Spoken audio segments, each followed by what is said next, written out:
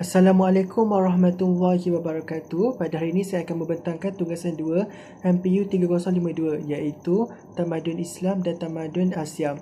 Dalam tugasan 2 ini kami dikehendaki untuk menerangkan dan mengupaskan tentang konflik-konflik yang berlaku antara tamadun Islam dan juga tamadun Barat. Konflik yang berlaku pada era terkini. Dan kami perlu membahagikannya kepada 5 aspek iaitu dalam aspek media, ekonomi, politik, sosial dan juga hak asasi manusia. Serta kami perlu menerangkan kesan-kesan konflik ini terhadap Malaysia. Untuk pengetahuan semua, saya bekerjasama dalam tugas ini bersama dengan Fatin Nadia dan juga Intan Akilah. Berdasarkan tugasan 2 ini, kami telah menetapkan dan memilih beberapa konflik yang berlaku antara tamadun Islam dan juga tamadun Barat. Antaranya, yang pertama aspek media. Kami telah memilih konflik tamadun yang berlaku antara Palestin dan juga Israel. Manakala dalam aspek ekonomi, kami memilih konflik yang berlaku antara Malaysia dengan Amerika Syarikat yang berkisahkan tentang Bank Dunia. Manakala dalam aspek politik pula, kami memilih tentang Malaysia dengan Amerika Syarikat kerana terdapat perbezaan politik yang berlaku di Malaysia dan juga Amerika Syarikat. Di samping itu, dari segi aspek sosial, kami memilih serangan yang berlaku di New Zealand, iaitu serangan pengganas terhadap orang Islam. Dan terakhir sekali, dalam hak asasi manusia, kami memilih isu perhambaan rakyat di Uzbekistan. Dan kebanyakannya hamba tersebut merupakan penganut Islam yang ditindas oleh puak-puak kafir di sana. Dalam isu Palestin dan Israel menggunakan media sebagai platform utama untuk menyebarkan keganasan yang berlaku di situ. Tetapi mereka memalsukan dan memutarbalikkan fakta. Jadi kita akan membicarakan satu persatu dengan secara teliti dan terperinci. Dalam konflik Palestin dan Israel, setiap pihak mempunyai pasukan masing-masing. Sebagai contoh, Palestin diketuai oleh tentera Al-Qassam, iaitu sayap kanan Hamas. Mereka berfungsi mempertahankan tanah air Palestin daripada serangan tentera Israel. Jadi mereka merupakan pejuang utama dalam memerdekakan dan mempertahankan nasib-nasib orang Palestin. Manakala bagi pihak Israel, mereka diketuai oleh tentera Zionis Israel. Okey. Baiklah, seterusnya, Israel menggunakan media untuk mencemari kesucian rakyat Palestin. Mereka menggunakan media untuk memalsukan maklumat untuk mengaburi mata dunia. Mereka mendapat perhatian daripada dunia-dunia barat, daripada dunia-dunia lain. Mereka buat sedemikian untuk mempertahankan diri mereka, sedangkan mereka berada di pihak yang salah. Mereka bagaikan menegakkan benang yang basah. Okey, seterusnya, Israel menyebabkan keganasan yang berlaku di Israel dan seolah-olah menyalahkan Al-Qassam semata-mata. Kalau kita dapat lihat dalam media sosial, mereka kerap kali memaparkan video-video, gambar-gambar rakyat-rakyat mereka yang kesusahan, yang mengalami kecederaan apa semua tu kan. Sebenarnya itu hanyalah palsu. Mereka buat sedemikian untuk mendapatkan simpati, untuk mendapatkan perhatian daripada dunia, seolah-olah ingin menyalahkan Al-Qassam. Padahal situasi sebenarnya mereka lah yang merosakkan kemudahan awam, yang mencederakan orang-orang Palestin. Mereka ingin membuatkan dunia memandang buruk, memandang negatif terhadap Al-Qassam. Selain itu, Israel turut melabelkan Al-Qassam sebagai pengganas, militan dan pelampau. Tujuannya untuk mereka memutarbalikkan fakta. Jadi apabila dunia mendapat berita sedemikian, mereka akan tidak yakin dengan Al-Qassam. Mereka akan memandang buruk, akan mengeji tindakan yang dilakukan Al-Qassam. Sebenarnya tidak, Al-Qassam mereka mempertahankan diri daripada diganggu dan dihina oleh orang-orang Israel. Itu tugas utama Al-Qassam, dan mereka tidak akan sesekali menyerang Israel tanpa sebab. Mereka buat sedemikian adalah untuk mempertahankan diri dan mempertahankan tanah air mereka sendiri. Selalunya mereka menggunakan media TikTok, Twitter, Instagram dan sebagainya untuk memaparkan keganasan yang berlaku di Israel. Mereka memaparkan kejadian yang sangat-sangat palsu je, kerana sebenarnya benda tu tak berlaku. Yang teruk tu hanyalah berlaku di Palestin.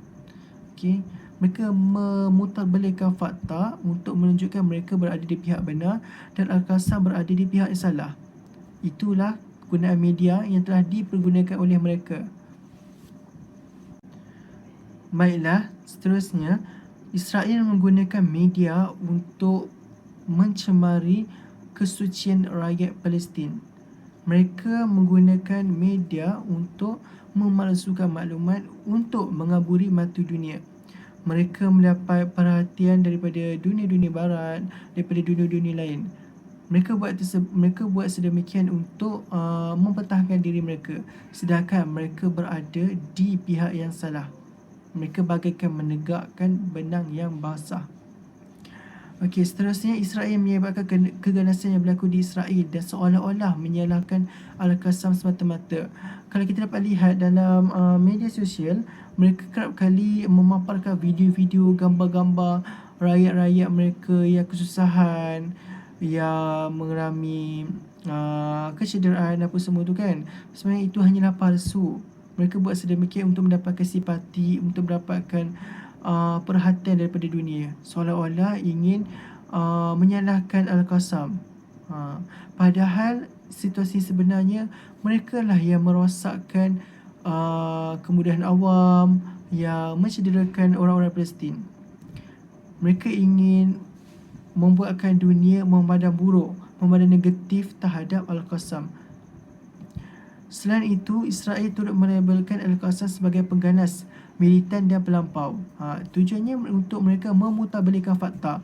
Jadi apabila dunia mendapat berita sedemikian, mereka akan tidak yakin dengan Al-Qassam. Mereka akan memandang buruk, akan mengeji tindakan yang dilakukan Al-Qassam. Sebenarnya tidak, Al-Qassam mereka mempertahankan diri daripada diganggu dan dihina oleh orang-orang Israel. Itu tugas utama Al-Qassam, dan mereka tidak akan sesekali menyerang Israel tanpa sebab. Mereka buat sedemikian adalah untuk mempertahankan diri dan mempertahankan tanah air mereka sendiri. Selalunya mereka menggunakan media TikTok, Twitter, Instagram dan sebagainya untuk memaparkan keganasan yang berlaku di Israel. Mereka memaparkan kejadian yang sangat-sangat palsu je, kerana sebenarnya benda tu tak berlaku. Yang teruk tu hanyalah berlaku di Palestin. Okey, mereka memutarbelitkan fakta untuk menunjukkan mereka berada di pihak benar dan Al-Qassam berada di pihak yang salah. Itulah gunaan media yang telah dipergunakan oleh mereka. Baiklah, tadi kita telah membicarakan tentang konflik yang berlaku antara Palestin dan juga Israel. Kini sudah tiba masanya untuk kita mengupaskan pula tentang kesan konflik tersebut terhadap Malaysia. Terdapat banyak kesan yang dapat diperolehi, yang dapat terasa oleh semua rakyat Malaysia, terutamanya rakyat yang beragama Islam. Kerana kesan tersebut dapat meningkatkan persaudaraan antara umat Islam di Malaysia. Kerana isu yang berlaku di Palestin bukanlah isu hak asasi manusia semata-mata, tetapi ia melibatkan agama, kerana umat-umat Islam di sana diseksa dengan kejam tanpa peri kemanusiaan. Jadi umat Islam di Malaysia, mereka bersatu padu, bekerjasama dengan memberi sumbangan dari segi kewangan. Mereka membuat tabung, membuat dana untuk membeli barang-barang asas seperti bekalan makanan, pakaian, untuk menyediakan penempatan kepada orang-orang Palestin di sana. Okey, bukan itu saja, malah kita turut menghantar sukarelawan dari Malaysia ke sana untuk menjalankan misi kemanusiaan, membantu mereka. Kita bantu dengan memberi mereka khidmat kaunseling, memberi mereka motivasi. Ini menunjukkan yang rakyat Malaysia, terutamanya rakyat yang beragama Islam, sangat-sangat peka, sangat-sangat cakna dengan perkara yang berlaku di luar negara, terutamanya yang melibatkan agama Islam. Okey. Seterusnya, memberi kesedaran yang tinggi tentang hak perlindungan wanita dan kanak-kanak. Isu yang berlaku di Palestin dapat menyadarkan kita bahawa dunia kini, manusia yang merupakan golongan lemah yang terdiri daripada wanita, kanak-kanak dan warga emas, mereka turut ditindas. Contohnya di Palestin sana, mereka dibaling bom, mereka dicederakan, sampaikan banyak sangat kematian yang melibatkan kanak-kanak. Kematian yang sangat-sangat tragis, iaitu berlumuran darah, ada yang tangan terpotong, terputus, kaki pun terputus, sangat-sangat tragis dan menyedihkan. Ibu bapa di sana kehilangan anak-anak yang disayangi. Warga emas yang sepatut dilindungi turut mendapat tempiasnya. Mereka mati dengan cara yang sangat sedih, tertimbus dengan bangunan, sebab bangunan dibom kan. Jadi warga-warga emas itu tidak dapat menyelamatkan diri dan terkorban. Jadi di Malaysia kita turut mewartakan perlindungan kepada kanak-kanak dan juga wanita. Sampaikan ada jabatan pembangunan wanita yang khusus untuk melindungi dan membela nasib-nasib wanita. Dan di kemudahan dan pengangkutan awam juga turut disediakan ruang khas untuk wanita-wanita warga emas. Dan seterusnya, kesannya meningkatkan semangat patriotisme dalam kalangan masyarakat, khususnya orang Islam Malaysia. Dengan apa yang berlaku di Palestin itu menyadarkan kita bahawa tanah air perlu dipelihara oleh setiap warga negara. Kerana apa? Kalau bukan kita yang mempertahankan tanah air, siapa lagi? Okey. Jadi dia dapat menyedarkan semua rakyat Malaysia yang kita perlu bersatu padu, berganding bahu untuk mempertahankan kedaulatan, mempertahankan keamanan di negara kita. Walaupun kita telah terkorban, telah mati, tapi itu satu kebanggaan kepada kita kerana kita telah berjuang untuk mempertahankan kedaulatan dan keamanan di negara kita, tanah air kita. Okey. Seterusnya, mewujudkan konflik dalam kalangan orang Islam dan orang bukan Islam di Malaysia. Kerana apa? Kerana hal ini berlaku kerana konflik yang berlaku di Palestin dan Israel melibatkan orang Islam dan bukan orang Islam. Jadi setiap masyarakat berpandangan yang berbeza-beza. Contohnya orang Islam mestilah berpihak kepada orang Islam sendiri, dan orang bukan Islam pula mestilah berpihak kepada orang bukan Islam sendiri.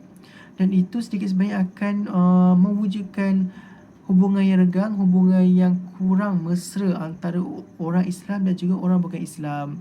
Kerana walaupun kita tidak bermusuhan, tapi dia macam mewujudkan perasaan yang tidak selesa. Okay?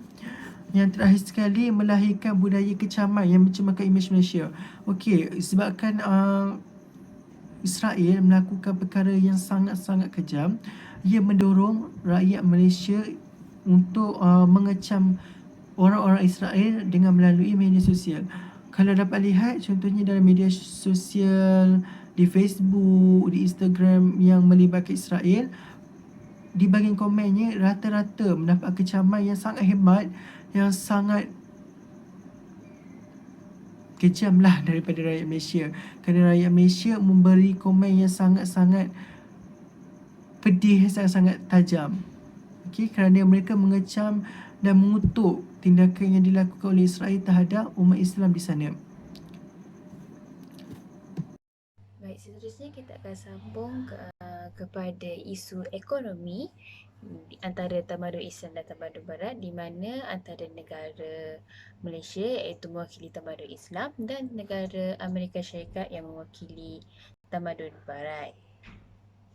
Baik, seperti kita sedia maklum, apabila berkaitan dengan ekonomi, sudah tentunya lebih menjerumus kepada kewangan ataupun duit. Jadi di zaman metropolitan sekarang ni, semua benda kita akan menggunakan duit. Apa-apa kita nak buat pun akan menggunakan duit. Apa-apa tujuan pun kita akan menggunakan duit. Jadi satu pusat yang kebiasaannya kita akan cari macam mana kita nak dapatkan duit adalah di bank. Maknanya kalau di Malaysia adalah pusat bank negara lah, di mana terletak di Kuala Lumpur. Kalau di dunia, dalam konteks dunia adalah Bank Dunia. Jadi kalau kita bandingkan dengan tamadun Islam dahulu, perkhidmatan kewangan ataupun ekonomi pada tamadun Islam dulu lebih mematuhi syariah kerana konsep kewangan pada tamadun tersebut tiada unsur riba, lebih mematuhi syariah, pembahagian harta ataupun pembahagian duit yang sama rata, dan kewangan mereka pun lebih lebih mengikut panduan yang ditetapkan dalam syariat dalam syariat Islam, iaitu berlandaskan Al-Quran dan Sunnah. Jadi di sini saya ingin menceritakan apa itu Bank Dunia. Okey, Bank Dunia ni yang digunakan di tamadun barat, yang mana seperti kita tahulah di Malaysia sekarang lebih menjerumus kepada apa yang tamadun barat lakukan, kerana kita sudah masih ada lagi bekasan jajahan daripada tamadun barat dahulu. Jadi sistem ekonomi kita sekarang pun sudah masih lagi mengikuti masih lagi mengikuti tamadun barat. Jadi tamadun barat menggunakan Bank Dunia. Bank Dunia ni, apa itu Bank Dunia? Okay. Bank Dunia ni merupakan satu institusi perkhidmatan keuangan antarabangsa, dan ianya berfungsi sebagai sebuah agensi kepada kumpulan Bank Dunia yang menawarkan pinjaman kepada negara-negara miskin dengan tujuan untuk mengurangi kemiskinan. Okey, seperti di negara kita masih lagi di bukanlah tahap kemiskinan yang melampau, tapi kita masih lagi memerlukan pinjaman daripada Bank Dunia, kerana kita di negara kita sendiri kita tidak dapat menampung hutang negara kita sendiri sampai kita terpaksa meminjam daripada Bank Dunia. Jadi kumpulan Bank Dunia ni dia menawarkan pinjaman kepada negara-negara yang memerlukan. Seperti negara Malaysia sendiri, dia memerlukan wang untuk membayar hutang-hutang yang ada dalam negara kita ni. Jadi kalau kita tengok sikit, semua negara termasuk Malaysia sendiri, dia bergantung kepada Bank Dunia ni dalam mana untuk projek pembangunan negara. Seperti kita tengok negara kita semakin maju, semakin banyak bangunan-bangunan tinggi pencakar langit yang mampu bersaing dengan negara-negara besar lain seperti Dubai, Amerika Syarikat dan sebagainya lah, negara-negara besar lain. Kita ada bangunan-bangunan dan pembangunan ekonomi kita boleh dikatakan nak setanding dengan negara-negara yang besar. Tetapi dalam masa yang sama, walaupun kita sudah negara kita semakin maju, ekonomi pun macam berkembang besar, tapi kita masih ada lagi hutang yang tertunggak yang perlu dibayar. Dan hutang tersebut, dengan adanya hutang tersebut, kita perlu melakukan pinjaman supaya keadaan ekonomi ataupun keadaan negara kita masih lagi dalam keadaan baik, dan pembangunan negara kita kemaslahatan rakyat kita masih lagi dalam keadaan baik. Jadi macam mana nak buat tu, kita kena pinjam juga duit sebab kita dah kekurangan duit. Okey. Jadi bila kita kena pinjam duit, kita akan kena bayar balik duit tersebut. Kita kena bayar balik hutang tersebut.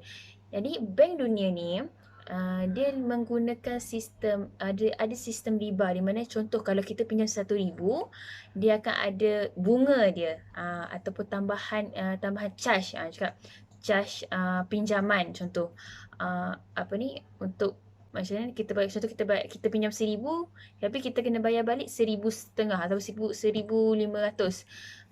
500 tu merupakan bunga yang di-charge oleh Bank Dunia.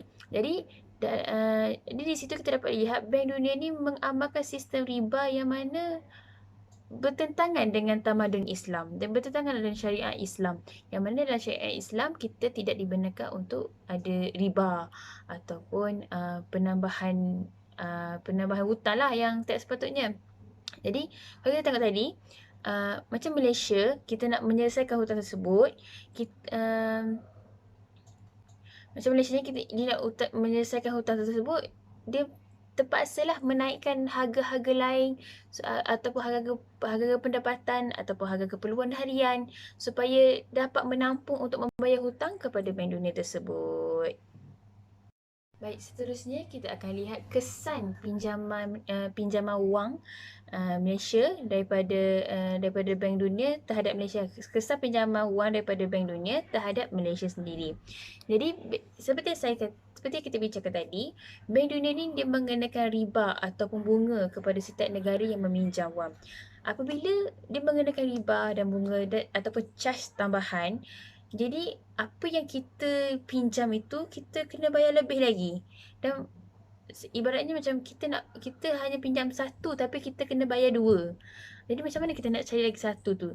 Jadi nak cari lagi satu tu, nak cari lagi selebihnya untuk kita bayarkan bunga kepada Bank Dunia tu, itulah yang menyebabkan, yang mendatangkan kesan kepada rakyat sendiri dan kerajaan sendiri, di mana di situlah terbitnya GST ataupun SST, di mana dulu kita mantan Perdana Menteri kita memperkenalkan GST dan sekarang sudah kembali kepada SST, di mana satu cukai yang dikenakan oleh kerajaan, dan cukai itulah yang kerajaan terpaksa menubuhkan cukai tersebut supaya kita mampu untuk membayar balik hutang-hutang yang lama, hutang-hutang kita terhadap Bank Dunia ini.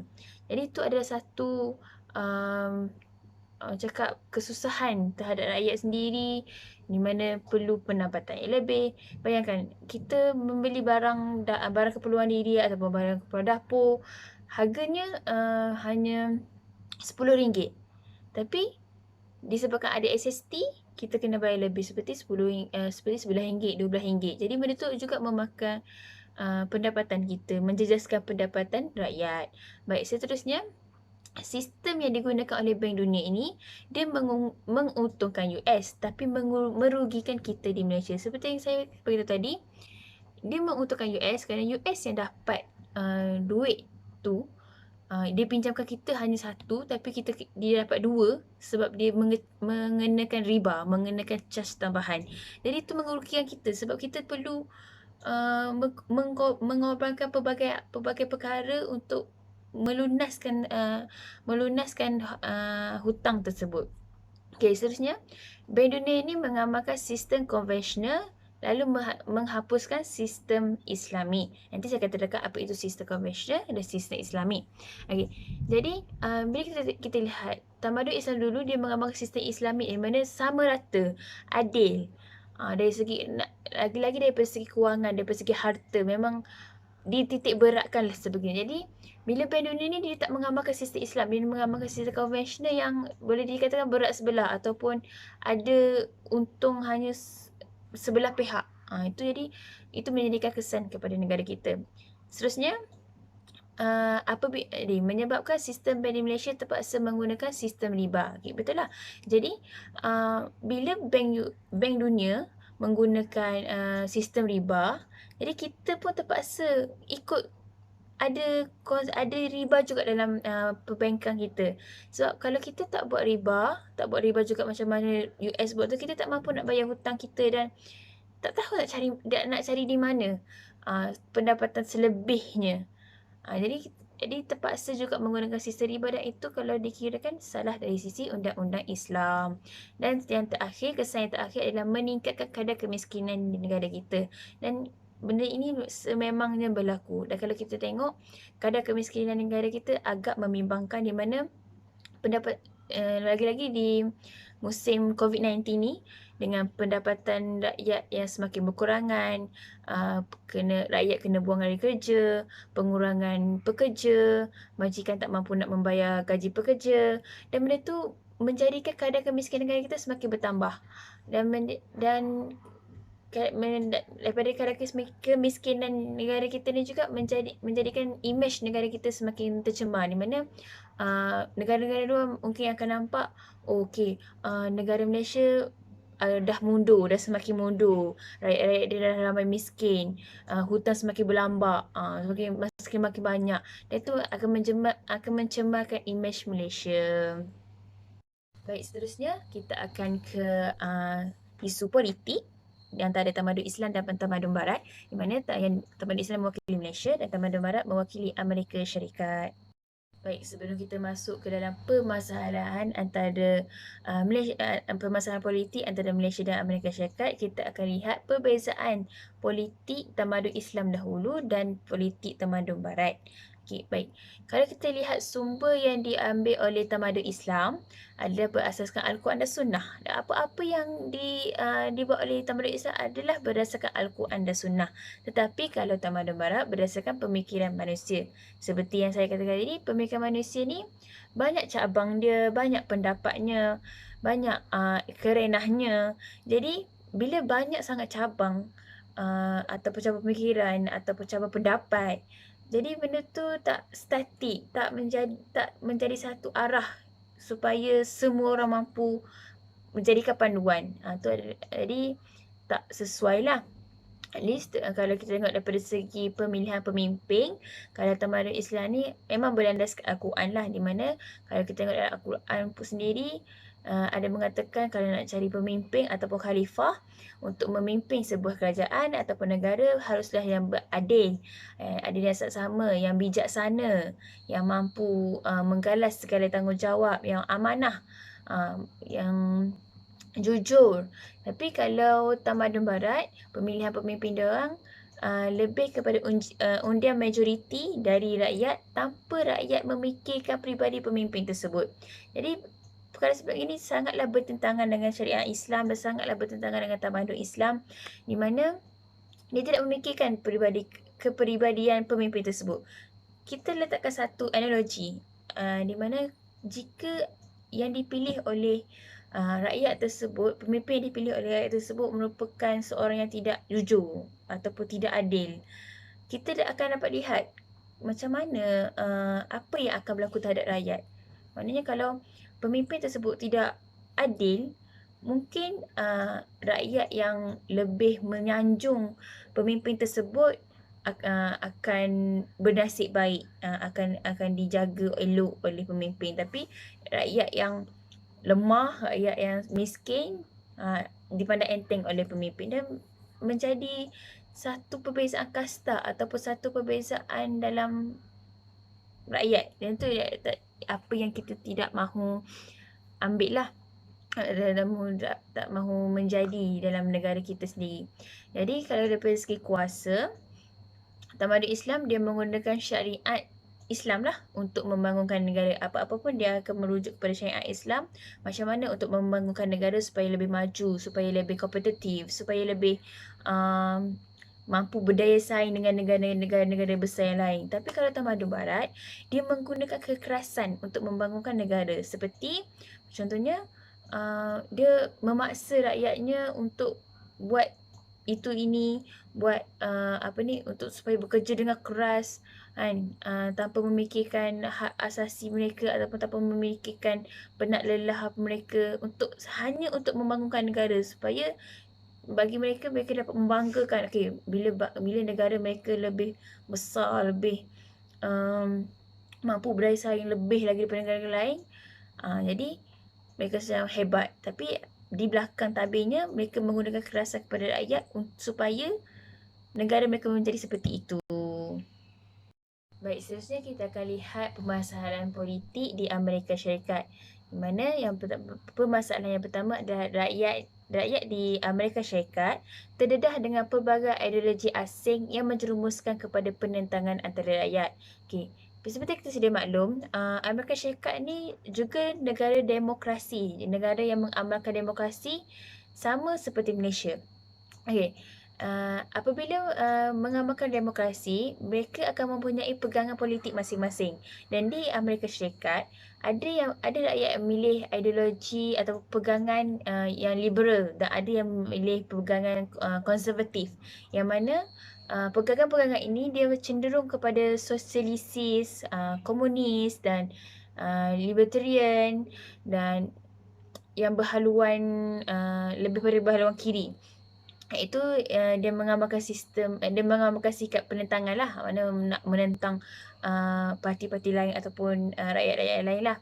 Okey, jadi di tamadun Barat ni ataupun negara Barat ni, apabila seseorang tu dilahirkan ataupun dibesarkan dalam keluarga, contoh dalam keluarga yang mengamalkan ideologi ataupun pemahaman pegangan politik konservatif. Jadi bila dia lahir dalam keluarga yang memegang pegang politik konservatif, jadi kemungkinan besar bila dia besar nanti dia pun akan memegang akan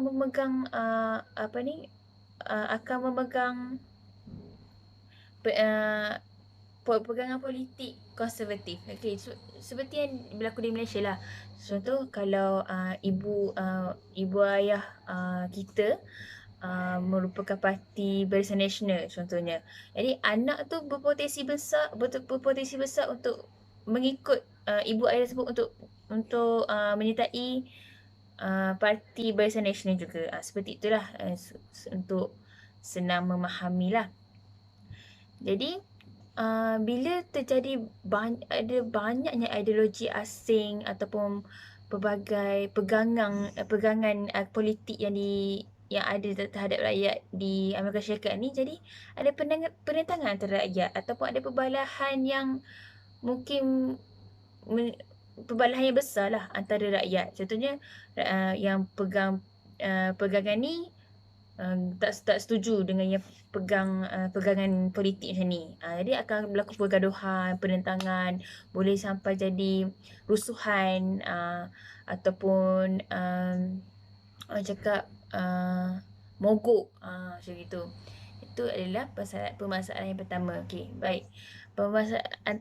Permasalahan kedua permasalahan politik kedua di Amerika Syarikat ialah perpecahan politik negara antara Demokrat dan Republik. Okey, seperti yang kita sedia maklum, di luar negara ni dia ada dua politik lah, di mana ada Demokrat dan ada Republik. Okay, Demokrat ni dia berdasarkan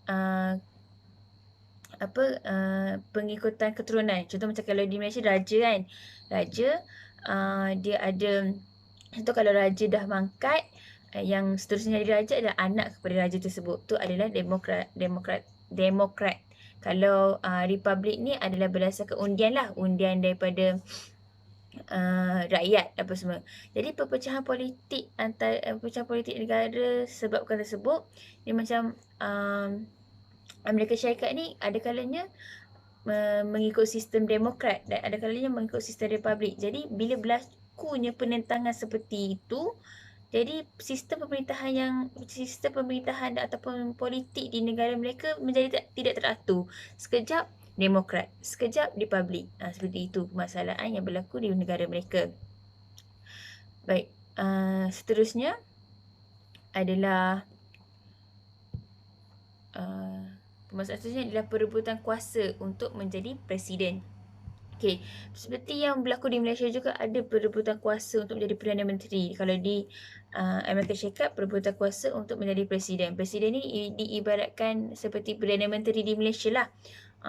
Jadi bila antara rakyat atau antara menteri ataupun antara pihak-pihak kerajaan di bawah tersebut untuk berebut untuk menjadi untuk menjadi presiden, untuk menjadi seorang yang sangat-sangat berkuasa, dan benda tu menjejaskan rakyat dan dan menampakkan sistem kerajaan semakin lemah, semakin tidak teratur, sebab antara menteri sendiri ada perbalahan dia, ada ketidaksefahaman dia, iaitu macam mana kita nak menubuhkan satu kerajaan yang baik untuk memimpin sebuah negara. Itu maksudnya. Okey, seterusnya permasalahan yang terakhir ialah ketidaksefahaman rakyat dalam menentukan presiden.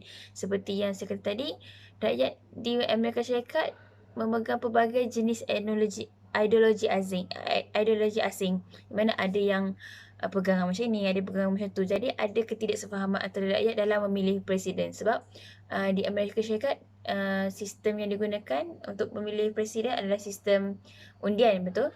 Undian ataupun sistem republik, menggambarkan demokrasi, sistem demokrasi di mana pemimpin ditentukan oleh undian daripada rakyat. Jadi bila rakyat sendiri tidak berkesefahaman, tidak bersatu hati, tidak berpadu untuk memilih seorang presiden yang mampu memerintah negara, jadi keadaan politik negara tersebut semakin lama semakin kurang memberasakan dan boleh jadi lemah. Itu adalah permasalahan yang terjadi di Amerika Syarikat. Permasalahan politik yang terjadi di Amerika Syarikat. Jadi okey. Jadi disebabkan permasalahan-permasalahan yang dihuraikan sebentar tadi akan ada kesannya, dan kesan tersebut sedikit sebanyak mempengaruhi di Malaysia. Itu jadi kesan permasalahan politik di USA ataupun Amerika Syarikat terhadap tamadun Islam di Malaysia adalah yang pertama, kemunculan pelbagai jenis parti yang menyebabkan permusuhan antara rakyat, khususnya antara kaum. Okey, seperti yang kita tengok dalam di negara kita ni kaya dengan pelbagai kaum. Kaum Cina, kaum Melayu, kaum India, Iban ataupun yang di Sabah, etnik-etnik di Sabah Sarawak. Jadi pelbagai kita hidup dengan pelbagai kaum. Jadi bila adanya muncul parti-parti yang mewakili agama ataupun mewakili etnik, mewakili bangsa masing-masing, menyebabkan perpaduan antara kaum di Malaysia semakin renggang. Jadi akan timbul kaum Melayu bergaduh dengan kaum Cina, kaum India tidak bertegur dengan kaum Cina, ataupun etnik Sabah Sarawak dipinggirkan oleh kaum utama seperti Melayu, Cina dan India. Itu jadi munculnya pelbagai jenis parti menyebabkan rakyat jadi keliru mahu pilih parti yang mana. Parti mana yang elok, parti mana yang bagus, dan parti mana yang mampu yang eloknya diangkat untuk memimpin negara. Itu adalah satu kesan yang berlaku di Malaysia sehingga kini. Okay, seterusnya, ketidaksefahaman antara menteri dalam memimpin negara oleh kerana perebutan untuk menjadi Perdana Menteri. Seperti yang berlaku di USA, perebutan untuk menjadi Presiden, dan di Malaysia perebutan untuk menjadi Perdana Menteri. Seperti yang berlaku baru-baru ini, di mana di zaman COVID-19 ni, kita sudah 2 kali di zaman COVID-19 itu sudah 3 kali kita menukar Perdana Menteri. Pada mulanya Tun Dr. Mahathir, kemudian ditukarkan kepada Tan Sri Syamudin, Muhyiddin Yassin, maafkan saya, Muhyiddin Yassin, dan kemudiannya Datuk Sabri. Jadi bila banyak kita lihat daripada situ, menteri-menteri ni berebut.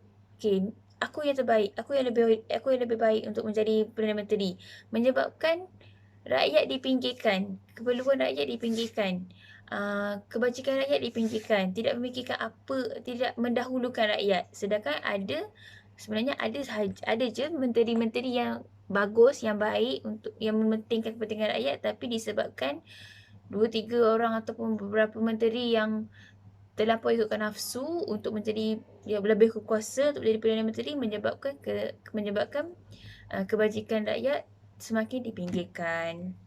Okay, kesan seterusnya ialah mengelirukan rakyat dalam memilih pemimpin yang sememangnya layak dalam memimpin negara. Jadi seperti yang kita sedia maklum, apabila kita memilih pemimpin, perlulah memilih pemimpin yang berwibawa, yang mampu menjalankan tugas dan amanah yang diberikan, yang mampu menjaga kebajikan rakyat, yang mampu bersikap adil. Jadi apabila ini kesan politik Amerika seperti pengundian yang dengan pengundian berdasarkan tidak mengikut peribadi pemimpin, menyebabkan rakyat sendiri pun keliru. Adakah menteri ini bagus untuk menjadi Perdana Menteri ataupun tidak? Itu yang menyebabkan apa berlaku sekarang lah.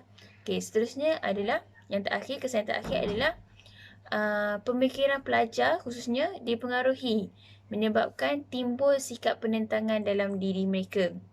Okay, pelajar merupakan satu aset negara yang mana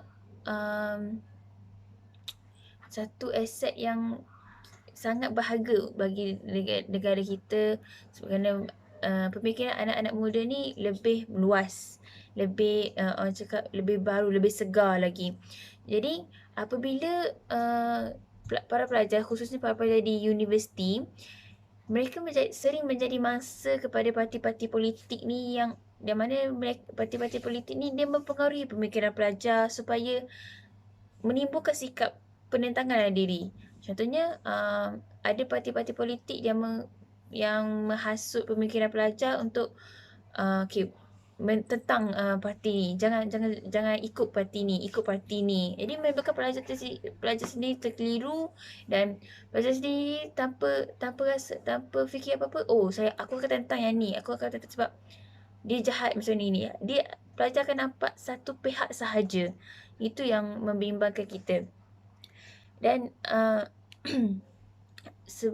apabila perkara sebegini menjadi, akan ada pelajar yang ataupun rakyat yang memilih untuk tidak memilih apa-apa parti.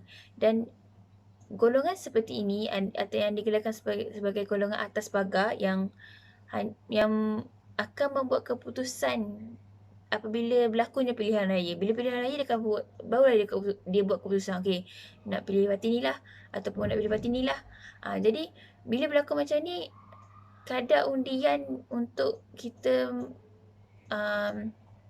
kadar undian kepada parti tersebut menjejaskan kadar undian parti tersebut. Contohnya, sepatutnya parti tersebut mampu untuk memimpin negara supaya menjadi lebih baik. Tapi disebabkan golongan seperti ini dengan kadar undian yang rendah, yang kurang mencukupi untuk parti tersebut, menyebabkan parti yang tidak layak untuk memimpin negara mendapat tempat untuk memimpin negara. Seterusnya saya akan paskan kepada Fatin Nadia untuk isu seterusnya. Okey, jadi seterusnya saya Fatin Nadia akan meneruskan pembentangan ini. Okey, jadi kalau kita tengok kepada aspek seterusnya, iaitu aspek sosial, iaitu dia berlaku di New Zealand, di mana New Zealand ni terdapat ramai orang Islam. Jadi kat sana ada tamadun Islam dan non-Muslim ataupun bukan Islam, dan itu menjadikan dia tamadun barat. Okey, kalau kita tengok macam banyak benda perkara yang berlaku dekat New Zealand ni. Okey, itu serangan pengganas di masjid dan pusat Islam Christchurch. Okey, jadi suatu masa dulu pernah tergempalah di dunia berkenaan tembakan yang dilakukan secara rambang atau secara rawat oleh seorang lelaki. Okey, jadi macam mana perkara ini berlaku di Masjid Al-Nur dan pusat Islam Linwood di Christchurch, New Zealand. Jadi perkara ini berlaku pada 15 Mac 2019 ketika solat Jumaat, menyebabkan 51 orang terbunuh dan 49 orang tercedera. Suspek adalah warga Australia yang merupakan seorang Islamofobia yang obses dengan serangan pengganas yang dilakukan oleh pelampau Islam dahulu. Okay, jadi suspek ni melakukan siaran langsung melalui Facebook Live ketika serangan pertamanya. Jadi disebabkan oleh mereka ni, jadi 51 orang Muslim dah terbunuh dan 49 orang tercedera ketika diorang ni menunggu untuk menunaikan solat Jumaat. Okey, jadi kalau kita tengok ni, apa benda kesan serangan pengganas ni dekat New Zealand terhadap Malaysia? Okey, jadi kalau kita tengok yang pertama, dia meningkatkan ketakutan dalam kalangan pelajar di Malaysia di New Zealand. Macam mana tu? Okey, kalau kita tengok, sebabkan dia yang serang tu adalah Muslim, dan kebanyakan orang Malaysia adalah orang Islam, dan diorang ni sambung pelajaran di New Zealand, dia akan merasa takut kalau diserang oleh orang yang anti-Islam. Jadi menyebabkan pelajar Islam ni takut, berada dalam ketakutan, dan diorang ni rasa diri mereka ni tidak selamat. Sedangkan kalau ikutkan, sepatutnya diorang ni selamat je, tapi disebabkan oleh serangan pengganas tu, dia menimbulkan rasa takut lah dalam kalangan pelajar yang belajar di sana. Okey, seterusnya menimbulkan ketakutan pelancong luar terhadap orang Malaysia. Macam mana ni? Kenapa berkait dengan Malaysia? Okey, berkait dengan Malaysia sebabkan kita ni kan negara Islam.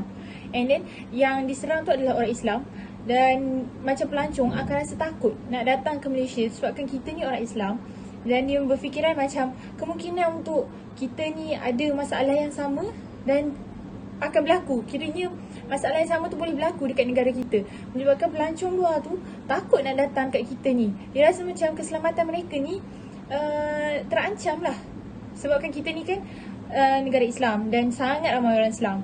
Jadinya benda tu dia boleh mengancam ketenteraman lah sebenarnya. Dia boleh mengancam juga, dia rasa macam bahaya. Jadi bila macam tu, bila rasa bahaya, jadi pelancong tu tak datang Malaysia, and then jadi kita punya ekonomi pun akan terjejas sebabkan kurangnya pelancong. Lepas kejadian tu, jadi ramai orang yang takut nak pergi ke negara-negara Islam. Okey, yang ketiga, meningkatkan ikatan persaudaraan sesama Islam. Yang ini sangat penting. Bila negara Islam ni, apabila orang Islam kita sama kita, macam contohlah negara Islam orang Islam di New Zealand diserang. Jadi kita ni sebagai orang Islam, even kita, walaupun kita di negara lain, tapi kita rasa macam pentingnya kita ni nak kena pertahankan hak kita. Kita nak lindungi orang sesama Islam. Jadi hubungan persaudaraan tu semakin rapat. Macam tu. Kemudian saya pernah tengok dekat satu media sosial ni, TikTok, dia cakap yang hubungan persaudaraan Islam ni, seorang Kristian bagi tahu yang hubungan persaudaraan Islam ni sangat kuat. So dia macam benda tu yang membuatkan agama lain kagum dengan agama Islam ni, sebab hubungan persaudaraan yang sangat kuat. Jadinya bila berlakunya perkara macam ni, dia akan kuatkan lagi hubungan kita tu, dan pentingnya, kita akan rasa pentingnya untuk kita lindungi sesama kita, sesama Islam lah khususnya. Okey. Kemudian dia memberi kesedaran kepada rakyat Malaysia untuk menghormati kepelbagaian agama. Macam mana tu? Okey. Biasanya kan kita adalah permasalahan berlaku di mana kita ni macam ada setengah agama dia mengutuk agama yang lain. And then jadi disebabkan perkara tu boleh juga terjadinya konflik macam ni. Jadi apabila berlakunya konflik macam ni, jadi kita pun akan rasa macam okey, penting kita kena hormat agama lain, supaya agama lain akan hormat kita. Apa yang kita bagi, kita dapat yang tu. Maknanya apa yang kita hormat, dia akan hormat kita juga. Macam tu. Okey, seterusnya dia yang ni adalah kesan negatif lah. Dia akan meningkatkan Islamofobia dalam kalangan manusia sejagat. Macam mana tu? Dia akan berasa takut lah. Islamofobia ni kan takut terhadap orang Muslim. Dia rasa takut terhadap orang Muslim. Jadinya bila berlaku macam tu, dia rasa macam orang Islam ni membahaya.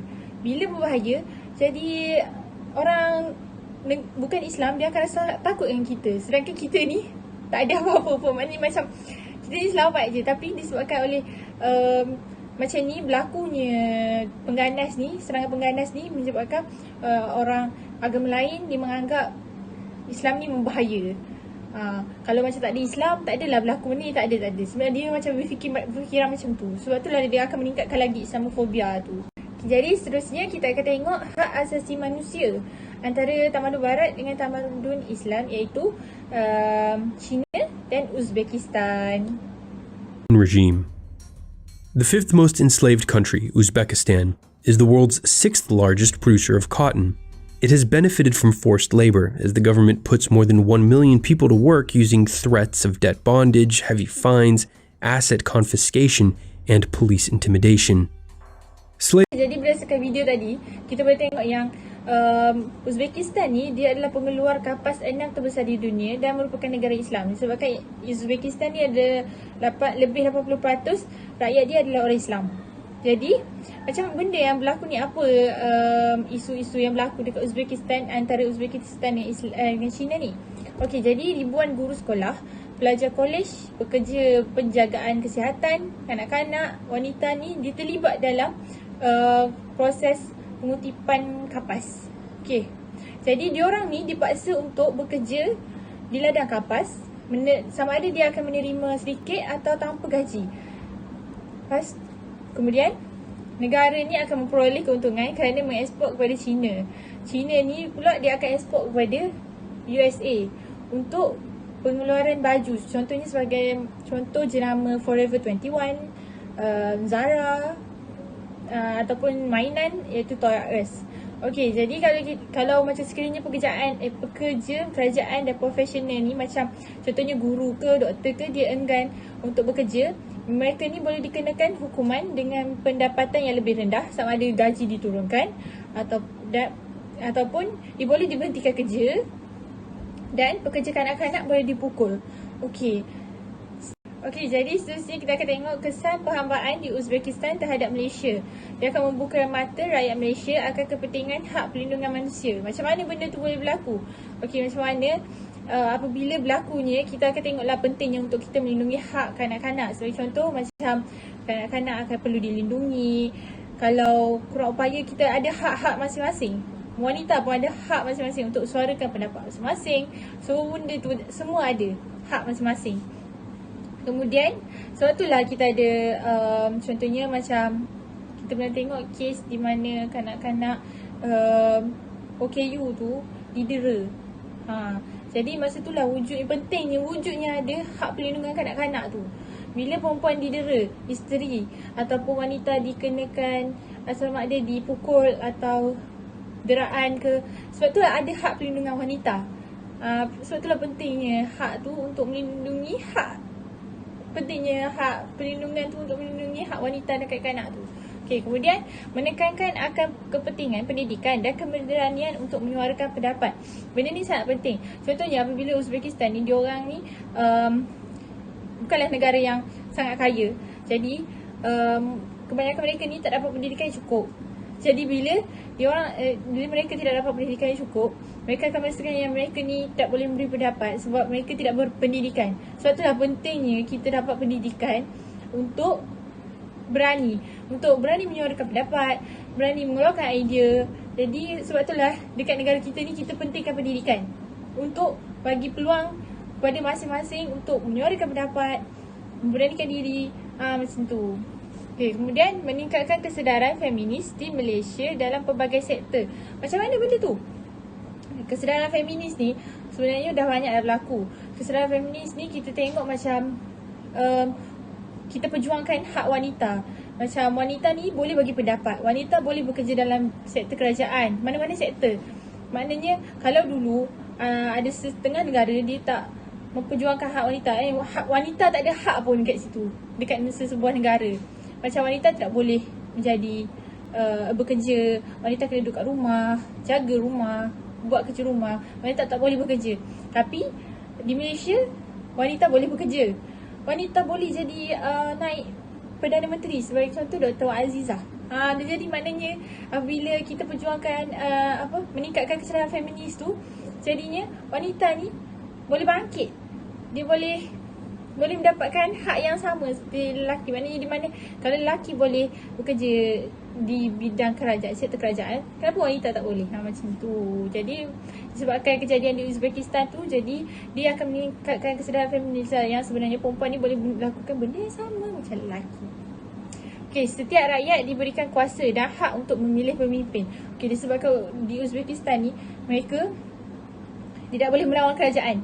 Bukanlah melawan kerajaan, maksudnya tidak boleh memberikan pendapat sendiri. Tapi disebabkan disebabkan isu tu, jadi di negara kita ni adalah sistem demokrasi. Di demokrasi kita boleh menyuarakan pendapat kita, boleh memilih pemimpin kita sendiri. Jadi untuk dapat mengelakkanlah isu-isu macam ni. Okay, kemudian rakyat dapat hidup aman dan makmur tanpa dizalimi atau ditindas oleh pihak kerajaan. Okay, jadi kerajaan pun ambil iktibarlah daripada kejadian tu, dan sebab itulah kita hapuskan tingkah laku perhambaan ni. Kita hapuskan isu perhambaan di Malaysia. Kan dulu, zaman dahulu ada perhambaan. Kalau kita tengok zaman-zaman dulu ada hamba-hamba yang dijual, dibeli. Tapi sekarang kita tak ada dah, tiada dah wujud perhambaan ni. Sebabkan kes macam ni lah. Jadi kita hapuskan perhambaan tu di Malaysia. Jadi setakat itu saja daripada kumpulan kami. Sekian, terima kasih.